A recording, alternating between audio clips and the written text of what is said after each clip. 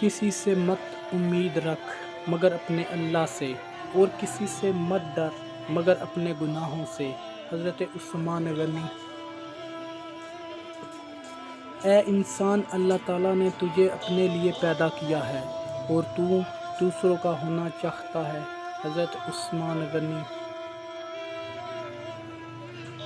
میں عہد جاہلیت یا زمانہ اسلام میں کبھی زنا کا مرتکب نہیں ہوا۔ حضرت عثمان غنی۔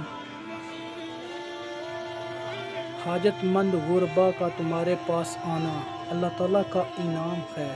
حضرت عثمان غنی۔ میں نے کبھی گانا بجانے میں شریک نہیں ہوا۔ حضرت عثمان غنی۔ عہد جاہلیت اور زمانہ اسلام میں نے کبھی چوری نہیں کی۔ حضرت عثمان غنی۔ میں اسلام قبول کرنے والا چوتھا شخص ہوں۔ حضرت عثمان غنی۔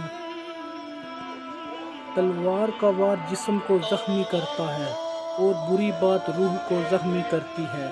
حضرت عثمان غنی۔ بعض اوقات مجرم کو معاف کر دینا مجرم کو زیادہ خطرناک بنا دیتا ہے۔ حضرت عثمان غنی۔ مزید اچھی ویڈیو کے لیے ہمارے چینل کو لائک اور سبسکرائب کریں۔ جزاک اللہ خیرہ۔